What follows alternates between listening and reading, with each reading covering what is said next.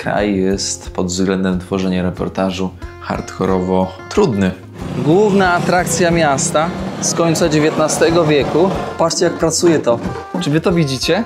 To jest jak rakieta. Ile browaru. Czy to jest dobre?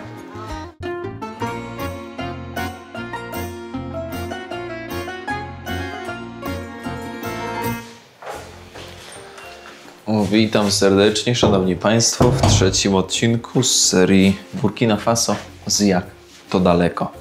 Moi drodzy, jak wiecie, kraj jest w stanie wojny, więc kraj jest pod względem tworzenia reportażu hardkorowo, że tak powiem, hardkorowo trudny. I tutaj nie ma nic do dodania. Oczywiście tyle, ile mogę, to próbuję. Czekajcie, poprawię was, bo coś słabo sobie tutaj radzicie. Tyle, ile mogę, próbuję. Idzie mi to co najmniej ciężko. Cały czas zatrzymania, kontrole, jakieś przeszukania. Więc z tym trzeba się zderzyć. Nie wiem, jak dzisiaj będzie w mieście. W tym Bobo. To jest drugie co do wielkości miasto w Burkina Faso. Jedno z piękniejszych, jedno, że tak powiem, z przyjemniejszych do życia, z tego co się zorientowałem u lokalnych. Nie mam pojęcia, co wyjdzie z tego odcinka. Przyznam szczerze, że w Mali i w Burkina Faso pierwszy raz kręcę odcinki. Zaczynam kręcić odcinki, gdzie nie wiem, co z tego wyjdzie. W sensie, że nie wiem, czy w ogóle nakręcę jakikolwiek odcinek. Czy ten odcinek zostanie skończony, pomimo że on jest zaczęty teraz w hotelu, w bezpiecznym miejscu, to czy on zostanie skończony? Nie wiem. Jeśli zostanie skończony, to w jakiej formie? Nie mam pojęcia. Ile dzisiaj będzie kontroli? Nie mam pojęcia. Może z 10, może z 15. Ile będzie przeszukań? Ile będzie przesłuchań? Nie mam pojęcia. Ale to wszystko jest tak realne, jak to, że będę dzisiaj chciał się napić. Naprawdę, moi drodzy.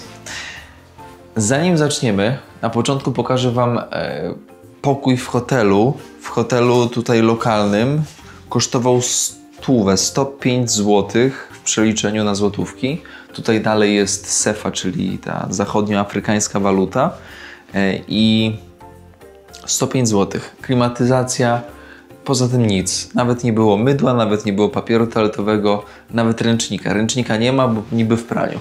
O papier się doprosiłem, o kawałeczek mydła się doprosiłem. Pani mi obcięła nożem. Nie? Zobaczcie, jak ten pokój wygląda, ale póki wam go pokażę, zostawcie łapeczkę, komentarz i rzecz jasna podajcie odcinek dalej, żeby było paliwa. A teraz zapraszam na oglądanie pokoju. Drzwi, blacha, przeciwpancerne, tak się śmieję.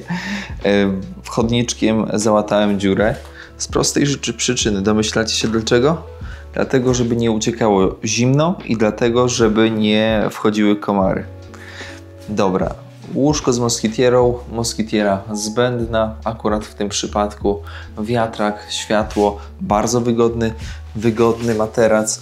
Co najciekawsze, Nowy Testament w szufladzie. Widać, że to jest hotel jakiegoś Niemca. Przynajmniej tak wnioskuję, bo sprzęty są niemieckie, Nowy Testament jest niemiecki, ewentualnie może jakiś tutaj właśnie lokalny wyjechał do Niemiec, no i najzwyczajniej w świecie tam się ogarnął. Takie firmy jak Sharp, no to jest europejska, wiecie, coś co jest w Europie znane, tutaj nie jest takie popularne.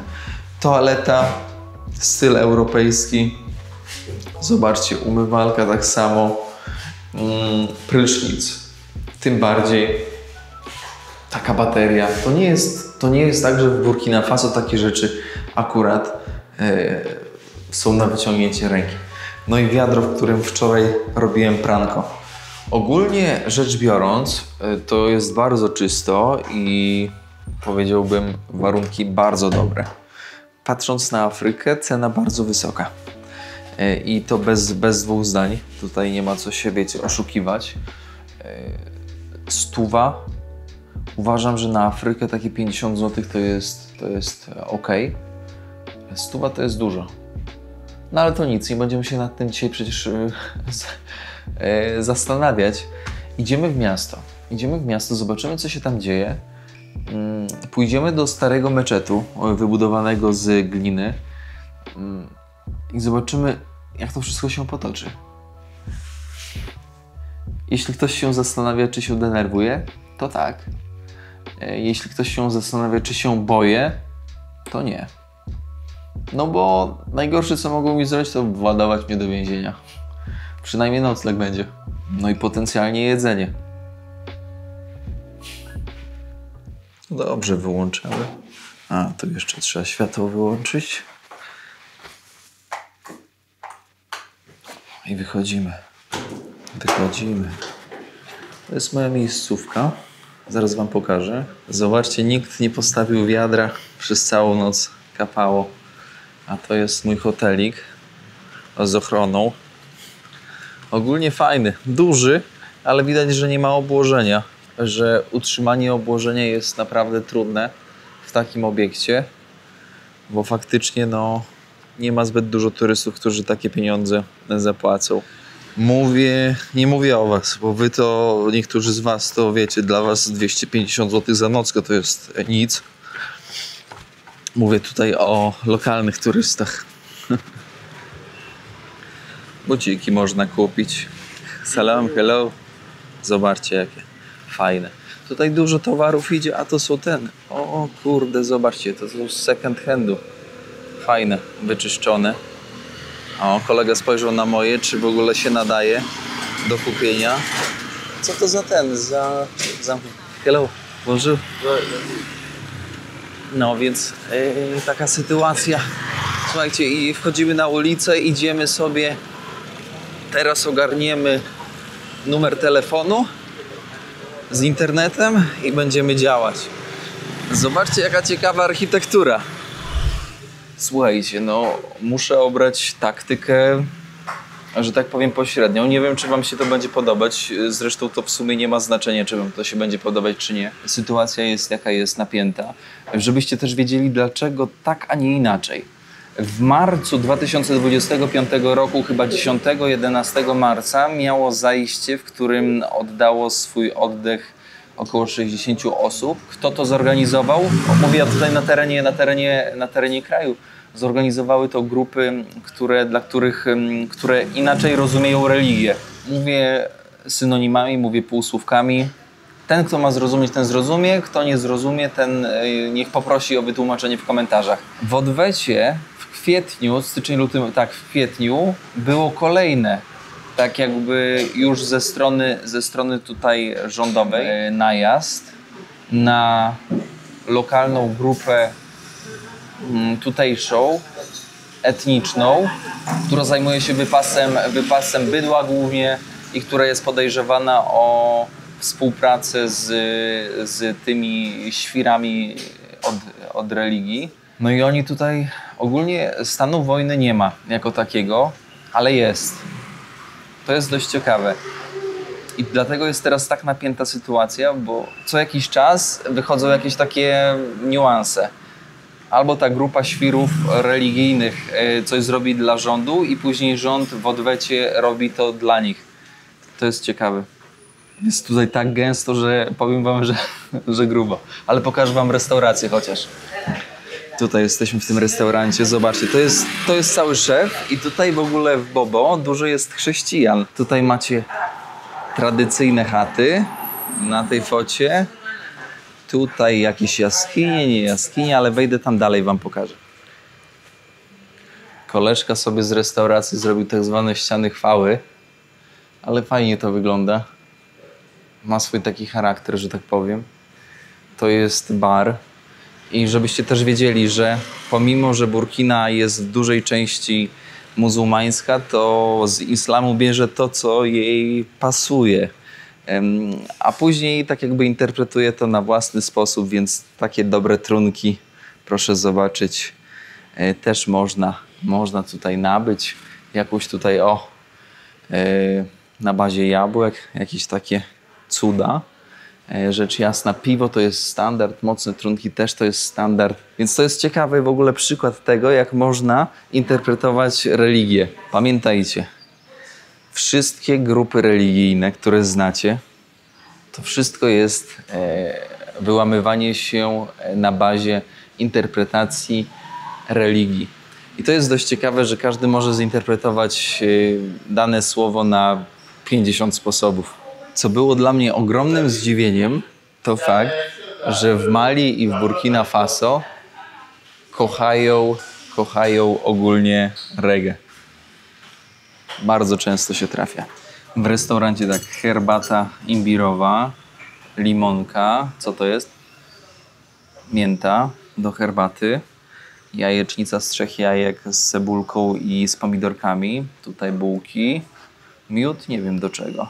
W sumie nie będę słodził chyba, a może trochę posłodzę. Moi drodzy, smacznego. Spotkałem tego właściciela tutaj, tego filantropa, że tak powiem, ale olał mnie totalnie, że tak powiem, zimnym potem. Ciekawe jest to, że niektórzy ludzie są tacy bardzo oschli w takim swoim bycie, zwłaszcza ci, którzy kolokwialnie się dorobili. Są bardzo oschli. Tacy czujący się troszkę, jak obserwuję, czujący się ponad wszystkimi. Tacy lepsi. Nie bądźcie tacy. Tutejszy miód. Miel. Koniec grudzień 2027. Natural. No to zobaczymy, jaki on natural. Miód naturalny ma to do siebie, że on się po prostu krystalizuje. A ten ewidentnie po pół butelce zużycia widać, że się nie skrystalizował. Więc z tą naturalnością może być różnie, ale dziwny w smaku. Taki mało wyrazisty, jakby butelką przeszedł plastikiem. W skali od 1 do 10 definitywne 2. Proszę zobaczyć, minarety się wysuwają nam przed nosem. Nietypowe minarety. Powiem wam, że chyba pierwszy raz będę widzieć przykład architektury sudańskiej, ale zaraz wam to na spokojnie opowiem, o co chodzi z tą architekturą, bo to jest dość ciekawy w ogóle temat. Tylko podejdźmy bliżej, zobaczymy, czy się w ogóle uda podejść bliżej. Kurde, jak oni tam wleźli? Ty, pomnika Suma to ja jeszcze nie widziałem, chcę zobaczyć. Zobaczcie, jak pięknie namalowane. Kilogram ryby z takiej, no żywej, znaczy żywej, no już nie żywej, 12 zł tutaj. A tutaj mamy już mosk. Główna atrakcja miasta z końca XIX wieku. Muszę się... Zobaczcie, jaki piękny. Cudo. Wiele Moscou de Dieu la Soba. Pięknie.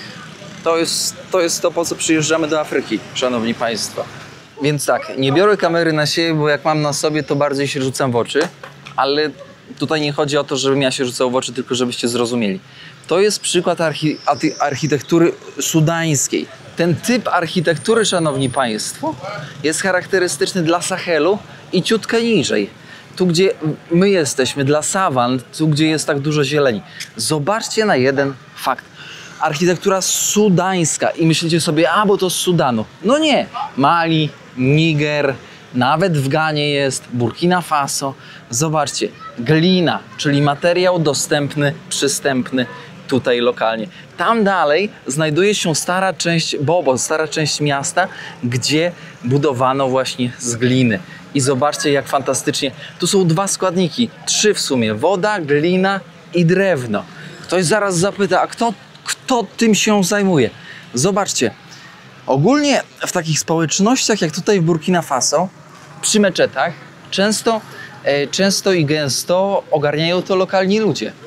Lokalni ludzie. Wszyscy na mnie patrzą teraz. Wszyscy. Mam 250 widzów teraz wokół siebie, ale to jest najmniejszy problem.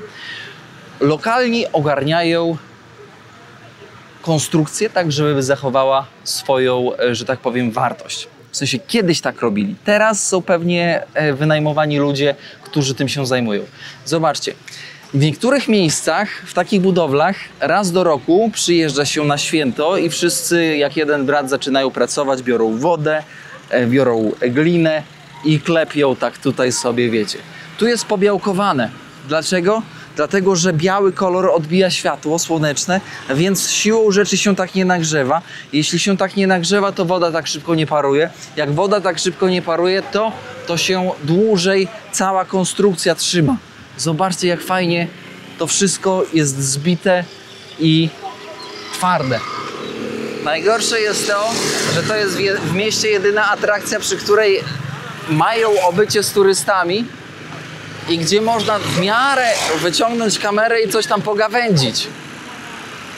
Zobaczcie tutaj. Minaret. Minaret to nic innego jak wieża, z której muezin nawołuje do modlitwy. Jest, nie pamiętam, megafon, ale zauważcie, jak tutaj konstrukcyjnie to rozwiązane. Ten cały szalunek, ta cała konstrukcja, zobaczcie, jak fajnie tutaj drewnem wyłożona. Ciekaw jestem, czy oni muszą później to zmieniać, bo no, drewno nie jest wieczne, biorąc pod uwagę, że jeszcze mogą być insekty typu kornik, no to trzeba pewnie to od czasu do czasu gdzieś tam wymienić. A za jakieś 30-40 lat, tak sobie myślę, nie? Ciekaw jestem, czy mogę wejść do środka. Koniec XIX wieku, moi drodzy. Ponad 120 lat. 130 może, ciężko powiedzieć. Ale zauważcie jeden fakt, że takich miejsc jak to jest bardzo mało na mapie Afryki. Dlaczego? Ze względu na to, że to jest glina. Jak ktoś o to nie dba, to najzwyczajniej w świecie, moi drodzy, to się rozsypuje i idzie, że tak powiem, z wiatrem. Wejście do meczetu kosztuje około 6 zł. To nie jest oficjalne, tylko to jest dla tak zwanego pana, który pilnuje chyba. Bo tutaj nic nie jest na pewno. No i on po prostu prosi 1000 na to, żeby kupić sobie wodę. Czyli to już trochę takie szachrajstwo jest. No ale z innej strony, moi drodzy, jeśli tego nie zapłacisz, no to tak nie wejdziesz. No po prostu nie wejdziesz. I koniec. Tak wygląda tutaj dach. Zauważcie, że otwory wentylacyjne są poprzykrywane tymi takimi półmisami, żeby woda w razie czego nie wpadła, a powietrze, żeby była cyrkulacja powietrza. Zobaczcie, jak to wygląda. Wow. Robi wrażenie. Ibrahim? Salam alaikum. Hello. How are you? My friend? Our guide today, nasz przewodnik dzisiaj. Tutaj się natrafił gość, którego po prostu, wiecie, no wynająłem, żeby móc cokolwiek w ogóle tutaj zrobić. Okej, więc dach jest pod skosem po to, żeby woda spływała. Voilà. Tam są rynny, do których wpada woda. Tutaj minarety, o których wam mówiłem. Tak jak wam wspominałem, tutaj Ibrahim mówi, że w czasie pory deszczowej, czego wam nie wspomniałem, ogólnie te półmiski są zamykane, żeby woda się nie wdarła do środka. Ciekawe jest to, że te wystające patyki są po to, żeby można było spokojnie wejść tutaj na sam dach i tutaj też przeprowadzić konserwację. Więc one po prostu nie wystają sobie tak dla picu, tylko no one są praktyczne.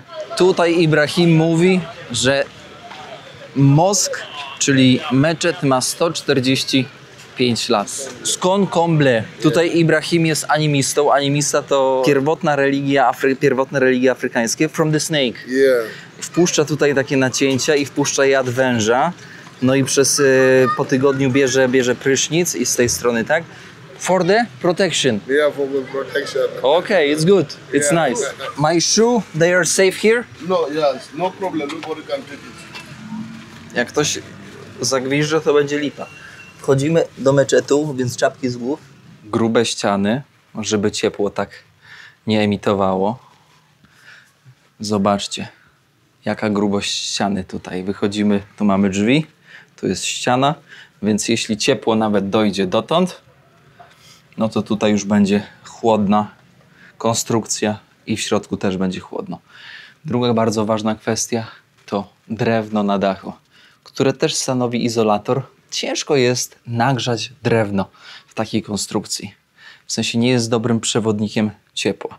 Ta część, którą teraz odwiedzamy, to jest część dla kobiet. Zgadza się. Mój przewodnik, który spadł mi z nieba, jest trochę zmęczony ze względu na te swoje te rytuały. O. Zobaczcie, he's tall and this is so small. Ibrahim is like 195, 195 centimeter. Big guy. Teraz mamy tutaj światło. Kiedyś nie było światła, więc było ciężko. Zobaczcie ten szyb wentylacyjny, tak jak wam mówiłem. Teraz jest odkryty, no ale w porze deszczowej, jak wspominałem, jest zakrywany, bądź podczas silnego wiatru. Zobaczcie, teraz wam pokażę troszkę. Tutaj koleżka przyszedł się pomodlić. O, tak sobie usiadł. Nie jest to meczet, w którym ludzie przesiadują. Taki powszechny. Widać, że jest to zabytek i troszkę inaczej lokalni do niego podchodzą. To miejsce, Mirak, to miejsce jest dla imama. Tutaj jest 4 pretendentów, w sensie nie, no w sumie też imamów, z tego co zrozumiałem, którzy mają podobny experience, a to jest dość ciekawe miejsce.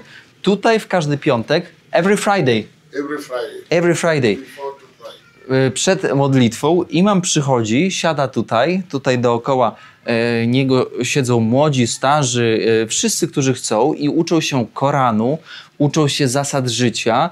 Można zadać pytanie, czy na przykład pocałowanie kobiety przed ślubem będzie stosowne. Oczywiście imam odpowie, że nie będzie stosowne, ale to jest miejsce tak zwane madrasa, czyli szkoła, school. Mówię czasami takim po angielsku, że kolega też mógł trochę zrozumieć. I tutaj łapie się, że tak powiem, wiedzę życiową od imama. Uczniowie, którzy uczą się Koranu, to tak zwani talibowie. Talib to nic innego jak uczeń Koranu. Miejsce dla imama, szkółka i obok ciekawe wgłębienie. To jest wgłębienie, które ma na celu kolekcjonowanie rzeczy zagubionych. Przed każdą modlitwą, jak ktoś coś zgubił, to jest ogłaszane: halo, halo, szanowny panie, zgubił pan klapka. Albo szanowny panie, zgubił pan telefon. Więc tak sobie tutaj radzą w meczecie. Allahu Akbar. La ilaha illallah. Pamiętacie te megafony na minarecie, na tych wieżach? Tam było chyba kilka megafonów. Nie trzeba wchodzić na wieżę. Już mało kto wchodzi. Mikrofon masz tutaj, pociągnięte kablem do góry, więc sobie z dołu nawołujesz do tego, żeby wierni przyszli na modlitwę. Oczywiście też można użyć tego w razie awarii, czyli jak coś się dzieje w mieście i trzeba zakomunikować ludziom, że coś się dzieje, no to też można użyć meczetu i krzyknąć ludziom: ej, słuchajcie, pali się, ej, słuchajcie, trzeba uciekać. Tak jest. Tutaj jest takie zagłębienie kolejne. Nigdy nie widziałem takiego zagłębienia. Do tego naczynia wkłada się korzenie drzew z buszu albo gdzieś tam z Arabii Saudyjskiej przychodzą po to, moi drodzy, żeby zachować ładny zapach w meczecie. Nigdy wcześniej nie widziałem tego miejsca w innych meczetach, więc to jest i dla mnie, przyznam szczerze, ciekawostka. To jest kolejna ciekawostka, która mnie, wiecie, wyrywa trochę z sandałów. To jest droga na minaret, na tą wieżę. Nic tutaj za dużo nie widać.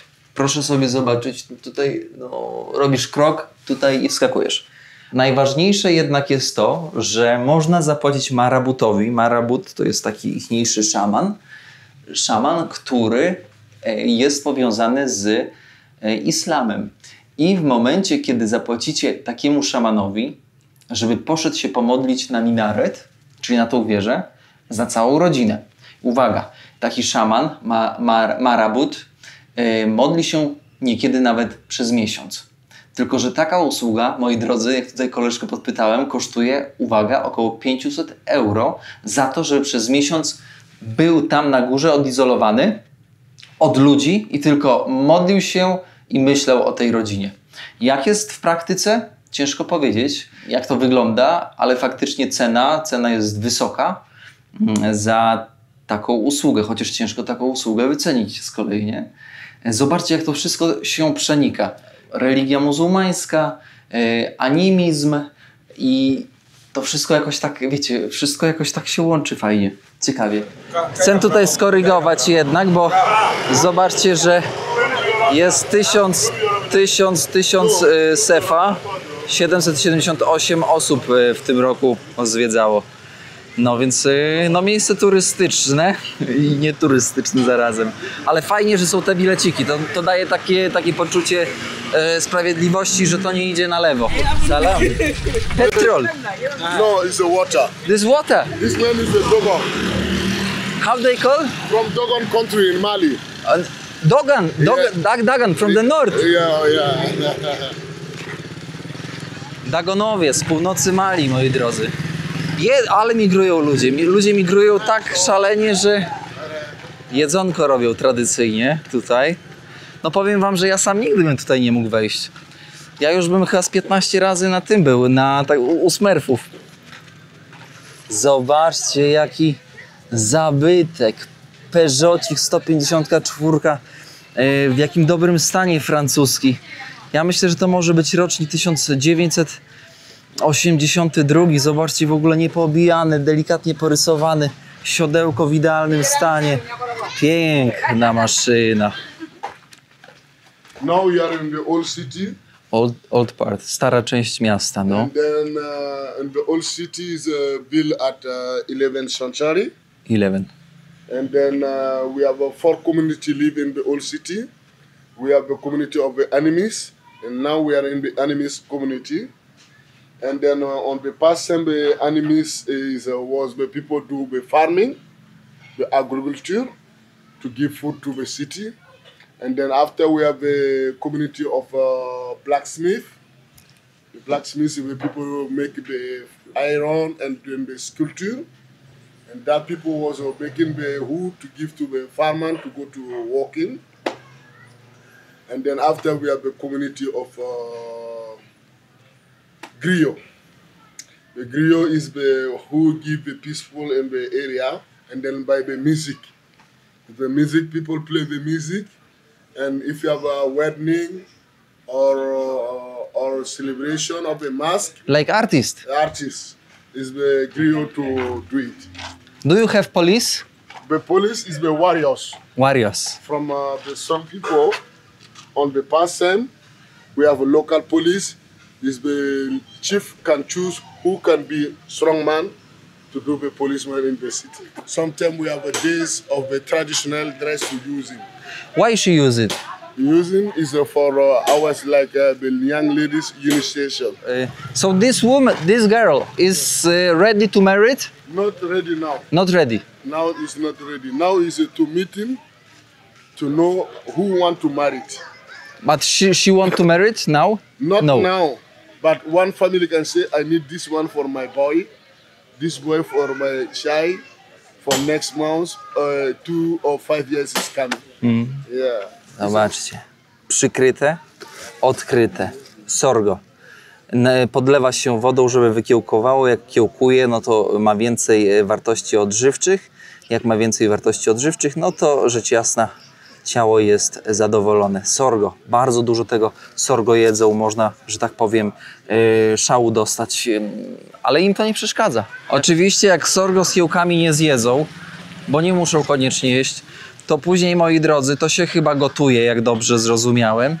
Później jak się już to ugotuje, to się zostawia na fermentację. Jak to się zostawia na fermentację, to z tego się robi tak zwane piwko sorgowe. I jak z tego się robi piwko sorgowe i to się przecedzi, no to jest dobre piwko z kilkoma procentami, że tak powiem. 2, może nawet i 3%, w zależności jak długo postoi, pofermentuje. No to można sobie, że tak powiem, tanim sposobem, moi drodzy, trochę tak popić browarka. A browarki tutaj bardzo lubią. Oj, bardzo. Ciapalo. Ciapalo. Tutaj jest browar lokalny. Now is finished. We are going to inside to see. Okej, idziemy do środka zobaczyć. Zobaczcie, w jakich glinianych naczyniach. Ja zaraz spróbuję tego sobie ciapalo. This is the ladies who is the selling. Wow. Tutaj pani, tutaj widzę, meta jest. To jest meta, moi. Patrz jak buszuje ty. Patrzcie jak pracuje to. Czy wy to widzicie? To jest jak rakieta. Wow! Ile browaru! Szanowna pani! Wow, so nice! Zobaczcie, ile tutaj butelek. Tutaj szefowa na mecie. O! Wow! Madame! Chapalo! Chapalo! No, I did boy Roger. Z tego! Salam alaikum. Hello. Bonjour. Hello. Good. It's good. It's good, madam. It's good. Say, how are you? Ça va. Ça va, madame. Merci. If you say Lumanda, you can say Al Iche. Iche. Iche is our Iche. local language in Boko. Luma. Saraki. A, ja tu się tego... Merci, madam. Lokalne piwo sorgowe. Yeah. Poprosiłem panią, żeby mi tutaj nalała. Nalała mi w tykwie, w takiej w ogóle tutaj. Proszę. Ibra tego nagrywa. Podpiwek, znacie? To smakuje delikatnie, jak podpiwek. Delikatnie gazowane. Sfermentowany płyn, po prostu. Wygląda to mniej więcej tak. O. Czy to jest dobre? Nie za bardzo. Schłodzone może by było dobre, bo to jest ciepłe. Nie piję więcej, bo może być strakando. Merci beaucoup. Yeah. You like this? It's nice? Very nice. Piwko. Stoi, chłopaki tutaj są na tym napiwku teraz i taka protekcja, żeby coś nie wpadło, jakaś mucha nie usiadła. Miasto w mieście. Stare Bobo i tam, gdzie my byliśmy wcześniej, nowe Bobo. Powiem wam, że ogromna różnica, ponad 1 milion ludzi.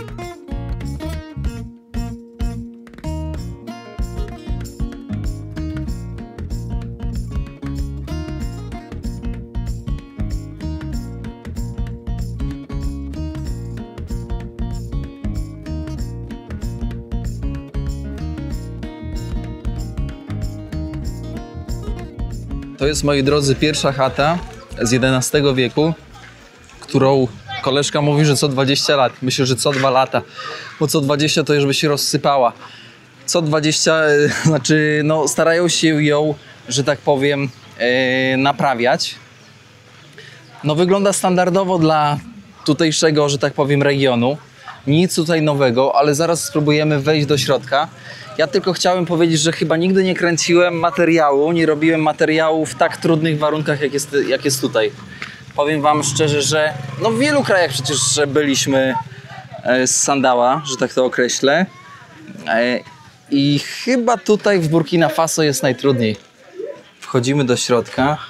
Tutaj Bobo people, czyli ludzie z tego miasta, niegdyś wioski, sobie właśnie tak żyli. I tutaj jest chłodno. Tu jest przyjemnie. This is the first room, the meeting room. Meeting room. Yeah, and then we are cooking inside. That's when you see the wood is a black. Ja myślę, że ono jest jakimś preparatem, może jakąś taką smołą czy czymś posmarowane, po to, żeby zabezpieczyć przed insektami, co było też bardzo popularne w Polsce. Do tej pory jest. Nawet niektórzy przepalonym olejem impregnują. Proszę zobaczyć. W czasie pory suchej, kiedy przychodzi wieczór, wszyscy przychodzą właśnie na dach, żeby właśnie tutaj spać. Dlaczego? Bo jest wentylacja, szanowni państwo. Tu się kładziesz, wiaterek ci wieje, nie ma takiego gorąca. A jak 45 stopni na zewnątrz, no to trzeba się liczyć z tym, że każdy powiew wiatru jest na wagę złota. Dach to nie tylko miejsce do spania, ale dach to również miejsce do suszenia. Co to jest? To nic innego jak zmiażdżone ziarna kukurydzy. Spokojnie, oni sraki nie będą mieć, jak ja podotykam trochę. To mieszają z wodą, no i sobie jedzą taką kaszę kukurydzianą wręcz. Taki sosik sobie robią. Czy to kaloryczne? Tak. Czy to wartościowe? Nie. W sensie w minerały i witaminy nie. Z tego, jedząc cały czas to, można doprowadzić się, moi drodzy, autentycznie do anemii. Piłkarzyki. Chłopaki grają. This is for free or you need to pay for We this? have to pay coins to play. How much? 1 coin? Dudruja, 25. 25. 15 groszy za grę w piłkarzyki. 25. 15 groszy, chłopaki. Tutaj chłopaki z ulicy, bo z tymi wiaderkami chodzą. Oni w tych wiaderkach jedzą, zbierają pieniądze, wszystko zbierają. Yama. Bonsoir. Bonsoir. Pani tutaj gotuje, w garnek zajrzymy. Sos. Oni tutaj wszystko nazywają, co zupa, co płynne, to sosem się nazywa. Tu się trzyma kurczaki. O, tutaj cała pip, cała młodzież. Oni są obyci trochę, widać, że z białymi, tak zwanymi białymi dupami.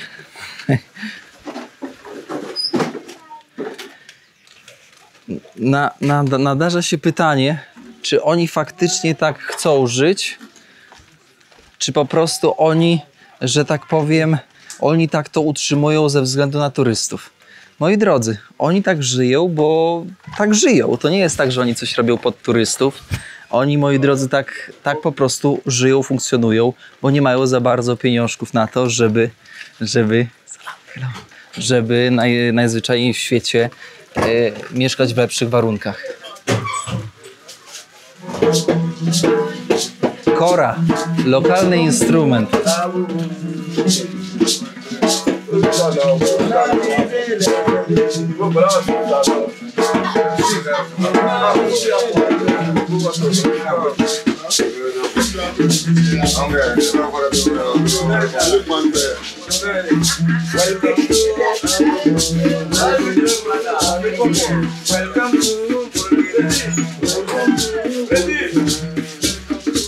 Burkina. Słuchajcie, zobaczcie jak bardzo, tak, zobaczcie jak fajnie, jak chcą zrobić, jak chcą turystów, jak fajnie to w ogóle ogrywają, jak fajnie to w ogóle autentycznie wygląda. Przepiękna sprawa.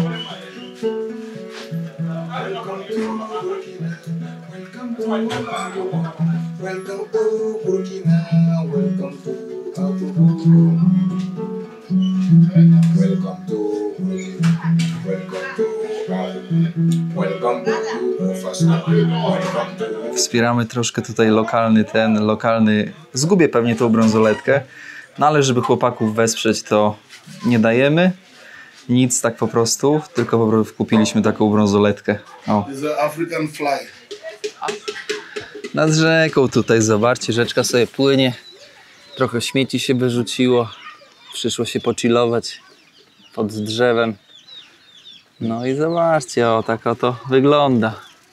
Jaką rybę się złowi, coś się znajdzie. Tak to życie płynie. No to teraz was zaskoczę, patrzcie. Koleżka sobie tam nawozi, chyba żeby wyrównać teren. Sumy. Sum to ryba słodkowodna. Sum to ryba z wąsami, tak zwana, z takim pyskiem szerokim. Dlaczego jest tak dużo sumów? Zobaczcie, wszędzie sumy. Nikt suma nie je. Sum to symbol miasta Bobo. Jeżeli sum zdechnie, to praktycznie chowają go tutaj jak człowieka. Czujecie to? Z takim symbolem obdarzony. Więc one sobie tutaj pływają. A że wody nie dużo, no to sobie po prostu stoją. Proszę zobaczyć, pranko się zrobiło, pranko się suszy.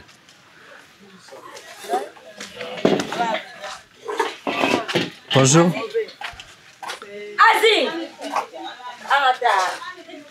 Te domy wielopokoleniowe to mnie przerażają.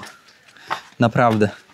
Jak ja myślę o tym, że miałbym mieszkać z 5 siostrami, 4 braćmi, ich żonami, ich dziećmi, to bym chyba osiwiał. Chociaż po Burkina Faso to już mi niewiele brakuje, żeby osiwieć. Z nerwacji. Nerwy do konserwy. Zobaczcie, jak fajnie w cenie biletu pokazują miejsce, gdzie pracuje kowal. Możliwe, że pracuje dalej tutaj kowal, bo to tak mniej więcej wygląda. Narzędzia nie są, że tak powiem, za stałe, tylko wręcz odwrotnie. Są używane. Ça va? Ça va. Bonjour. Zobaczcie, on tutaj robi takie rzeczy. No tego to nie kupię, żeby mi nawet chciał. Nie mam gdzie tego włożyć. Tutaj stara strzelba. Proszę. O. Ładnie zachowana. Ktoś powie, ile może mieć lat? Ktoś mądrzejszy, obstawiam, że ze 100. To jest prosty mechanizm spustowy. Mugubara.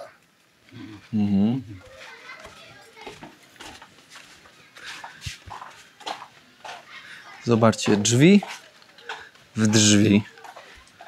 Płota nie ma, bo w sumie nie ma gdzie.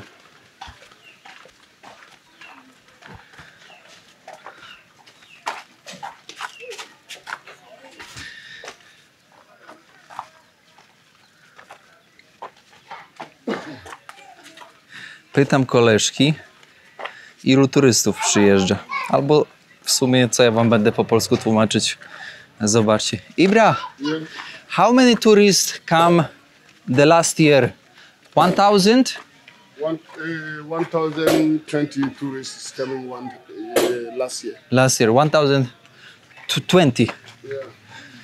1020 turystów przyjechało w tamtym roku. In this year is problem about the security. Yeah, the problem of security also.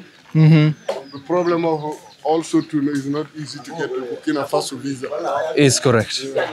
Is correct. But people very nice, very friendly, and they waiting for tourists. Yeah, waiting for tourists. Szanowni Państwo, byliśmy w meczecie, byliśmy w starej części Bobo. Musimy kończyć odcinek, bo ja już się tutaj żegnam z moim kolegą i będę realizować swój plan dalej. W każdym razie nie będę kręcić tutaj na terenie miasta, bo tutaj mnie zamknął. Ja jestem wręcz przekonany, że przeholowanie, że tak powiem, tutejszej miary, tutejszej miary jest naprawdę proste i zbyt ryzykowne do tego, żeby to tutaj jeszcze robić. Ten odcinek uważam za bardzo fajny, chociaż nie przypuszczałem, że uda się to zrobić w taki fajny, ciekawy sposób. Gdybym nie poznał tego ziomka, znaczy takiego ziomka, który zadzwonił do niego, do Ibrahima, to nie mielibyśmy co oglądać de facto z Bobo. Moi drodzy, dziękuję Wam za dzisiejszą podróż, dziękuję za to, że byliście, że wspieracie w tej trudnej podróży, bo naprawdę jest trudna. Nie przypuszczałem, że kiedyś zderzę się z takim krajem, który będzie wywoływał na moich plecach pot. Aż taki pot. No. Zostawcie łapeczkę, komentarz i podajcie odcinek dalej. Ja się z Wami żegnam, idę uścisnąć dłoń dla Ibrahima. Ibrahim, merci beaucoup. No problem. Good job, very good job. Thank you. Fuh. You're welcome. Pozdrawiamy z Bobo. See you guys. Bye. See you.